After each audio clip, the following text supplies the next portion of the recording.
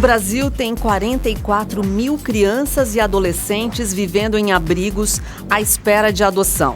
Desse total, 5.500 estão em condições de serem adotadas. Por outro lado, existem quase 30 mil famílias na lista de espera do Conselho Nacional de Justiça para adotar.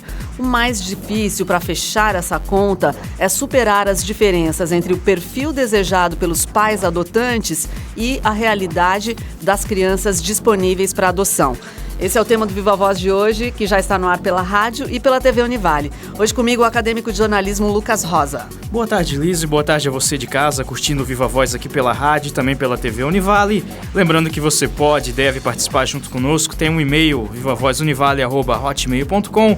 Tem também o Facebook, facebook.com/vivavozunivale e o Twitter, o @vivavozunivale. Para falar sobre adoção, nós convidamos a professora Ana Lúcia Pedroni, professora do curso de Direito aqui da Univale, e a professora é especialista em Direito de Família. Já agradecemos a presença da professora. Eu que agradeço o convite. Pois é, eu gostaria logo nesse início, da sua interpretação desse quadro que eu acabo de mencionar, né? Sim. Essas diferenças, esse quadro da adoção que envolve tantas crianças que precisam ser adotadas, famílias que querem adotar e parece que isso não acontece de uma forma tão rápida como a gente gostaria, né? Como é que você vê isso, professora? Olha, Lisa, realmente, como você coloca, é uma questão delicada e é uma conta difícil de fechar, né? Nós temos crianças aguardando para serem adotadas e temos muitos pretendentes. Mas ainda nós temos uma cultura na nossa sociedade de algumas preferências que acabam dificultando o processo e a finalização mesmo de uma adoção, né? Uma dessas culturas é a questão da preferência por bebês, recém-nascidos, meninas e brancas. Esse é o perfil majoritário, vamos dizer assim, né? É o maior perfil que nós temos dos pretendentes. Então, quando se coloca esse perfil, se limita bastante à conclusão, né, de uma adoção ou atender a um pretendente. Porque não é todo dia que nós temos um bebê ou uma menina já apta a ser adotada, né? Essa é uma coisa que dificulta bastante. Muito bem, professora, como é que funciona o processo de adoção aqui no Brasil? Bem, o processo de adoção, nós até temos uma lei nova, uma lei que é relativamente nova, ela é de 2009, que é a Lei 12.010, de 13 de agosto de 2009, que veio regular de forma mais específica a questão da adoção, visando especialmente acelerar esse processo e notadamente no sentido de que a criança ou adolescente permaneça o mínimo de tempo possível nos abrigos, inclusive prevendo que esse tempo não ultrapasse a 2 anos, né? Isso, teoricamente, nós temos em lei, né? Então, a lei, no seu texto, ela é muito interessante, importante e deveria atender, né, a sua previsão. Contudo, nós temos, na prática, um cadastro, né, que todo aquele pretendente à adoção, ele tem que preencher um cadastro e entrar num cadastro que a gente chama de cadastro único, certo? Mas como é que funciona esse cadastro único? Isso é uma dúvida que muitas pessoas têm, né? Então, nós temos um cadastro estadual e nós temos um cadastro nacional. Então, qual é o cadastro estadual nosso? Nós temos em Santa Catarina o CUIDA, né? O CUIDA é o cadastro único informatizado de adoções e abrigos. Então, quando se ouvir, né, essa expressão, o CUIDA é o cadastro para adoções. Então, todo aquele pretendente à adoção, ele tem que se dirigir ao fórum da comarca onde ele reside, da cidade onde ele reside, e fazer a sua inscrição no Departamento de Assistência Social daquele fórum. Por que eu digo isso? Porque, anteriormente, a pessoa podia se inscrever em várias comarcas. Anteriormente. Ela poderia se inscrever em várias comarcas, então, para ter essa tentativa de conseguir uma adoção de forma mais rápida. Isso já não é mais possível hoje. Então, se você reside em Itajaí, você só pode se inscrever na comarca de Itajaí. Você comparece ao fórum, vai ao Departamento de Assistência Social, vai preencher um formulário e vai passar por uma série de entrevistas, vai preencher formulários dizendo quais são as suas pretensões, os seus requisitos, a sua pretensão. A maioria desses pretendentes também estão nessa condição de 0 a 3 anos de idade. Então, as crianças, né, que têm mais possibilidades de adoção estão nessa faixa etária. É feito um estudo social para saber as condições desse casal ou dessa pessoa, porque a pessoa solteira também pode adotar, né? Quais são as condições que ela tem para realmente adotar uma criança.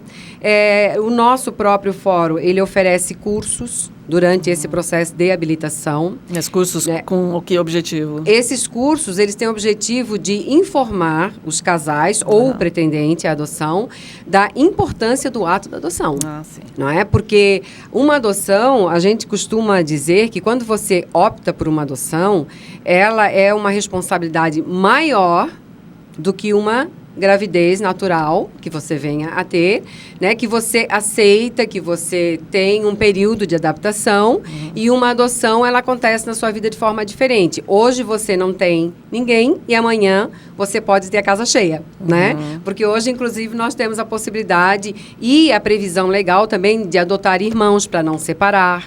Certo. Essa é a preferência. Claro. Né? Então, os cursos são dados nesse sentido, para que as pessoas tenham bastante consciência, formem essa consciência do ato que elas estão praticamente, né, aptas a praticar. Entendi. Então, isso é importante que eles frequentem esses cursos e eles são muito interessantes. Até como cuidar de bebê, até como receber esse bebê.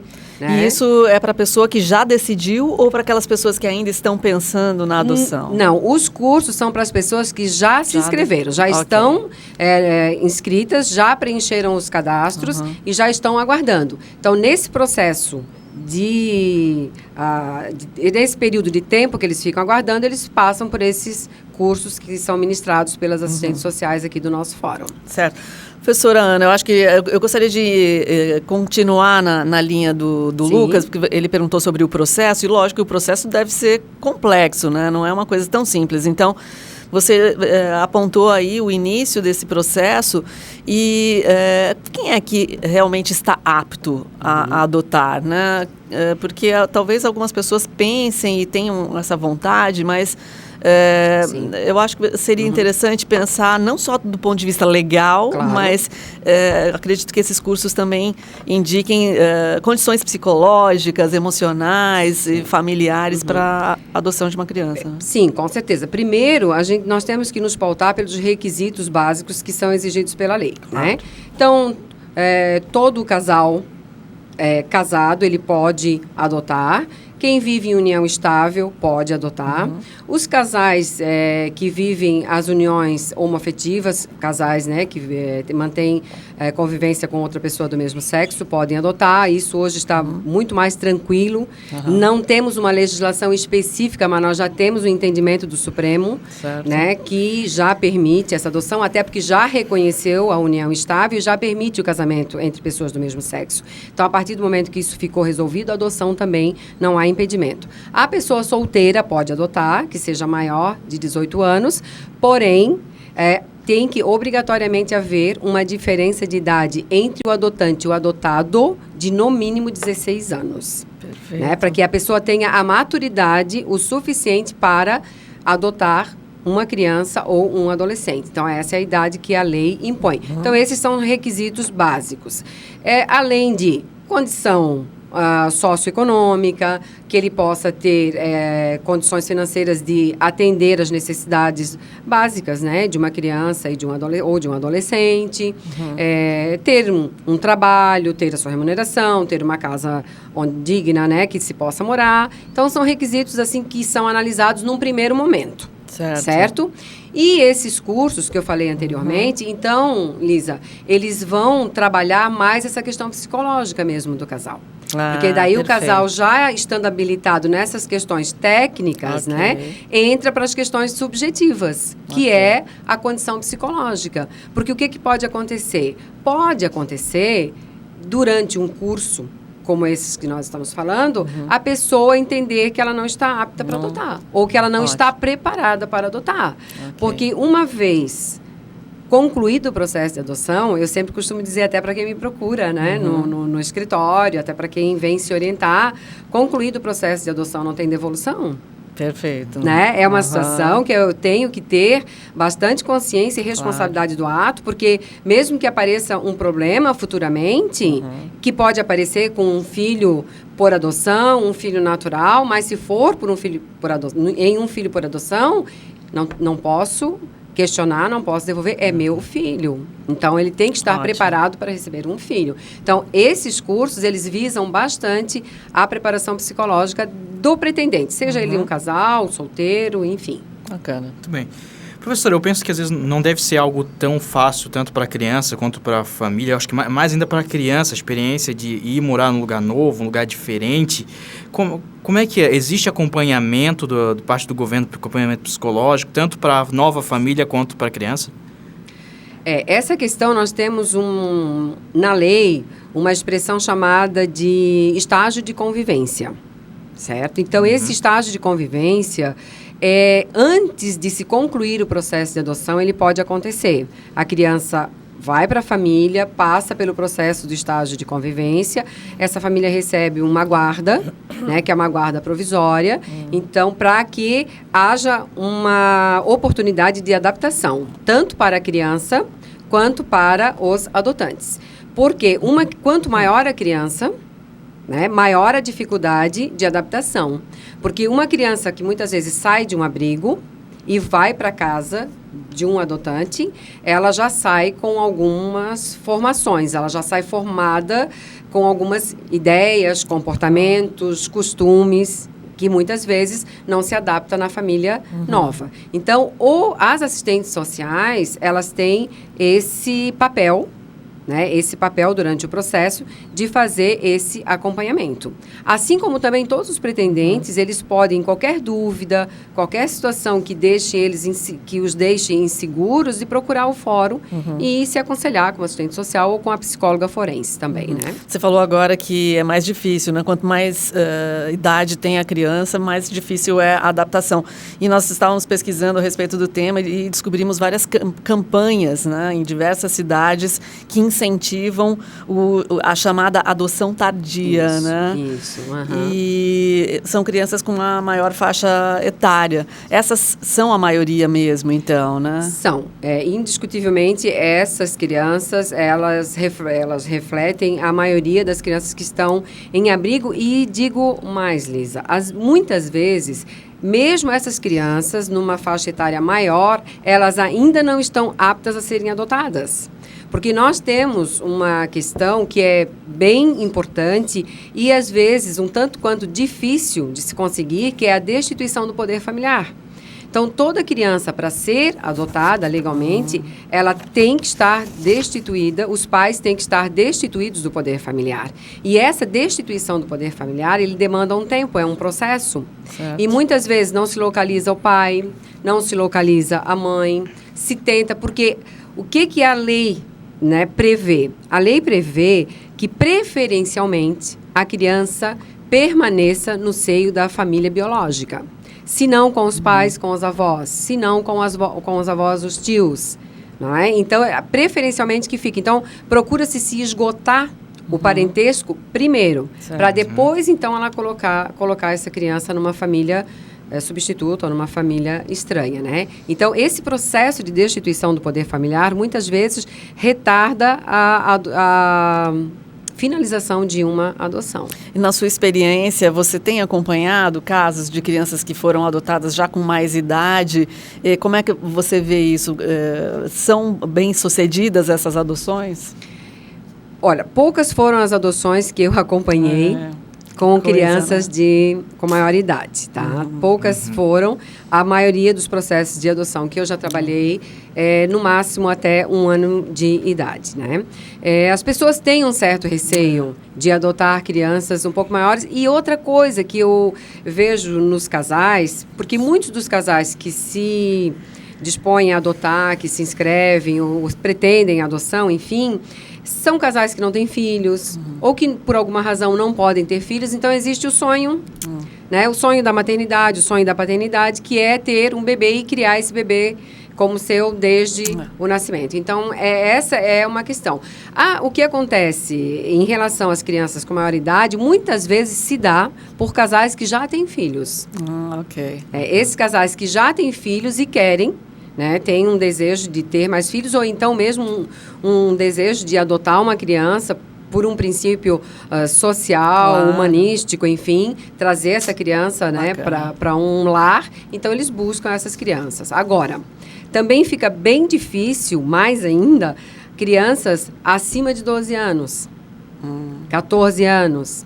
Né, porque 7, 8, eu ainda já vi acontecer de uma forma...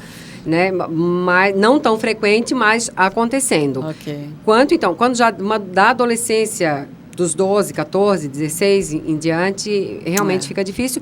E é o que acaba acontecendo, a criança acaba completando 18 anos no abrigo. Vamos falar sobre isso, que também é um outro momento importante. Sim. Mas depois do intervalo, a gente volta a conversar com a professora Ana Lúcia Pedroni.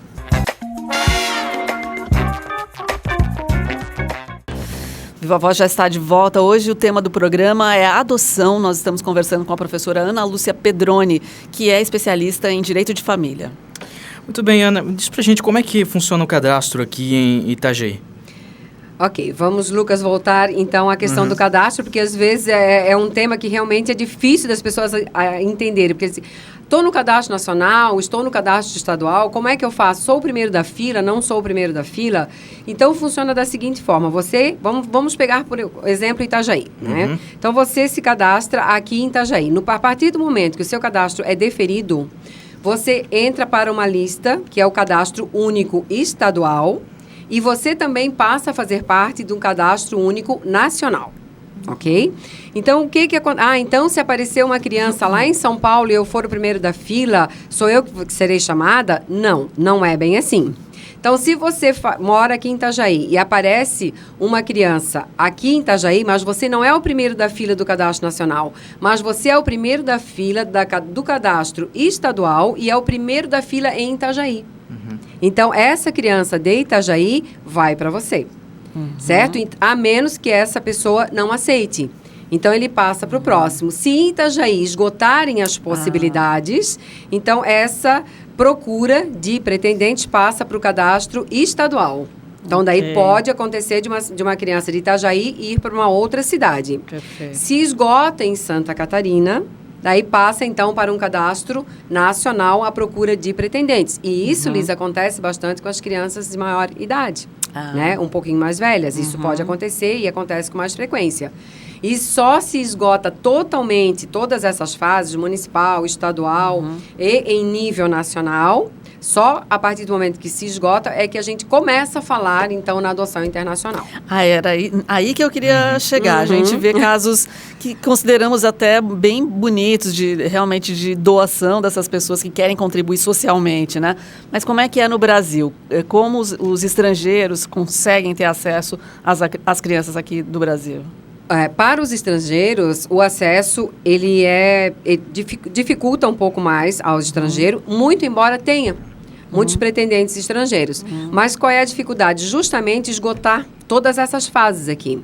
Porque só se admite uma adoção internacional a partir do momento que não existe no Brasil alguém interessado em adotar aquela criança. Todos os cadastros se esgotou. Então, na cidade onde se inscreveu não tem pretendente, no estado não tem e em nível nacional também não tem. Então, aquela criança, desculpe a expressão, sobrou, ela está sobrando, ela não foi recebida por ninguém, então abre-se a possibilidade da adoção internacional. Até porque existem muitos estrangeiros que, ao adotarem, eles não impõem algumas condições, como se a criança tiver alguma doença, olha só, né? Se a criança tiver alguma deficiência, porque muitas crianças que vão para abrigos, elas são filhos de pais dependentes químicos, né, de pais alcoólatras, e que essas crianças, com o tempo, elas podem apresentar algum problema de saúde ou até mesmo alguma deficiência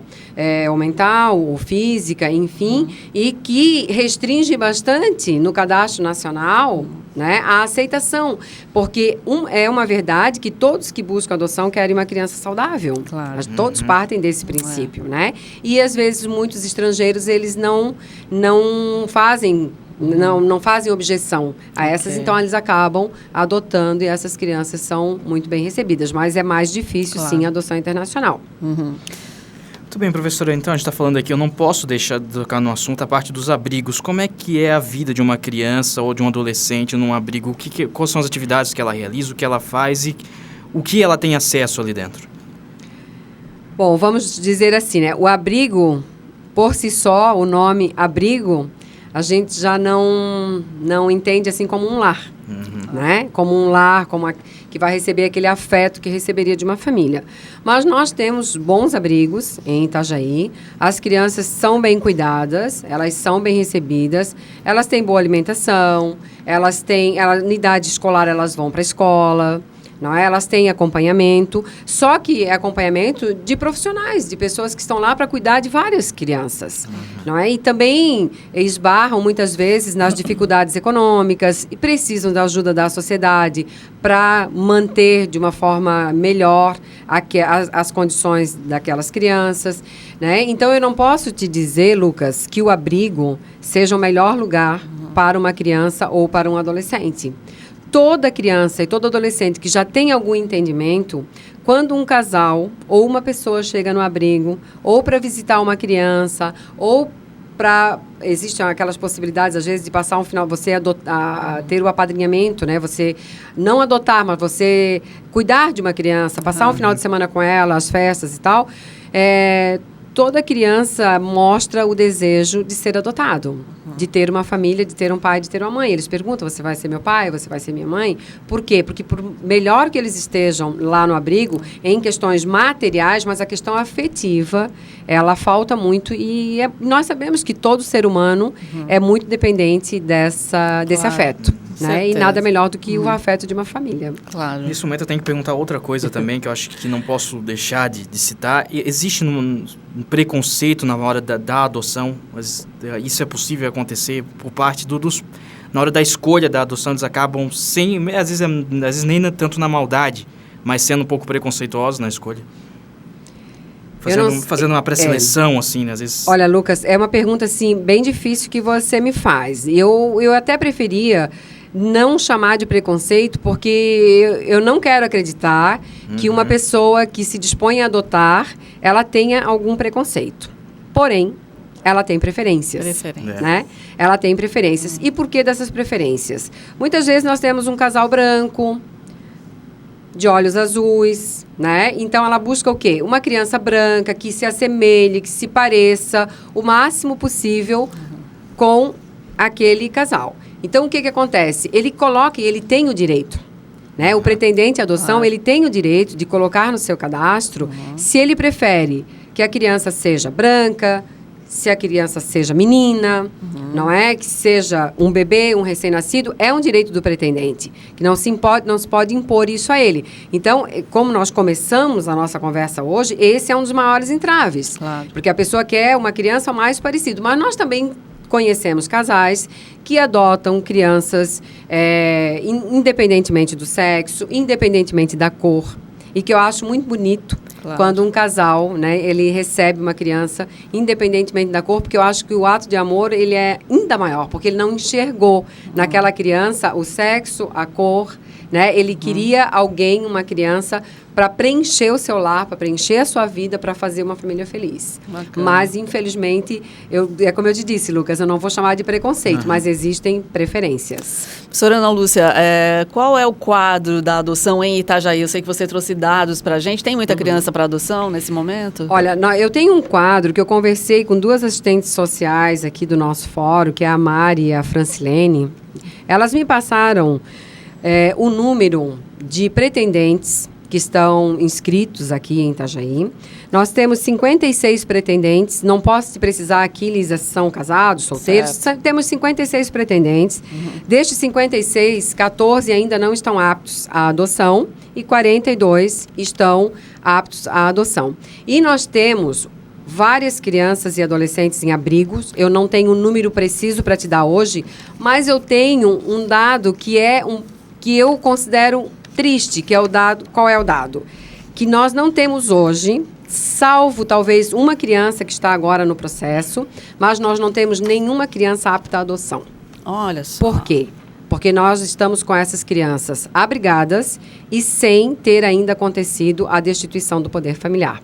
Com exceção de uma criança que a gente pode considerar ainda bebê, que está até aí 1 ano de idade, que está no processo aí de praticamente ser adotada. E esse processo demora, se tudo for de acordo, demora quanto tempo? Olha, só o processo de inscrição, que é o cadastro, muitas vezes ele demora até uns 2 anos para ficar pronto, tá? E a adoção em si, ela pode levar 4 anos, 5 anos, porque tudo vai depender dessa preferência, dessa escolha do pretendente e do número de crianças que aparecerem disponíveis para adoção, que são aquelas que os pais já foram destituídos do poder familiar. Então, é um processo que é quase uma matemática, né? Você tem que juntar as duas coisas para acabar acontecendo a adoção e o processo demora. E eu quero registrar também, se tiver tempo ainda, eu quero registrar assim, que nós temos também muita dificuldade de pessoal para trabalhar, que no fórum nosso, por exemplo, nós dependemos das assistentes sociais para fazer um estudo social. Isso é fundamental, é indispensável para o processo de adoção. Mas nós temos para o nosso fórum de Itajaí 2 assistentes sociais. E não são só para adoção.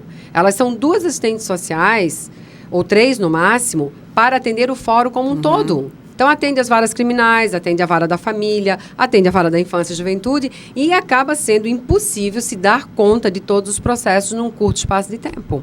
Então, também é uma dificuldade que acaba retardando o processo de adoção. Professora, a gente realmente está com o tempo esgotado. Muito obrigada pelos seus esclarecimentos.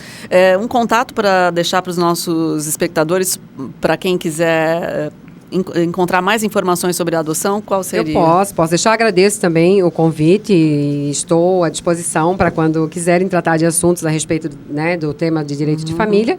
Eu posso deixar o meu e-mail, né, que hoje é a forma mais fácil das pessoas se contactarem, que é anapedroniadv@hotmail.com. Tá ótimo, muitíssimo obrigado então mais uma vez. E a gente fica por aqui, né, Lucas? É isso aí, lembrando que a gente está encerrando agora o nosso semestre letivo e você vai ficar nas próximas 3 semanas com alguns das boas entrevistas que a gente realizou nesse semestre. Esperamos vocês depois do nosso pequeno recesso, né, Luísa? Isso mesmo, até depois. Tchau.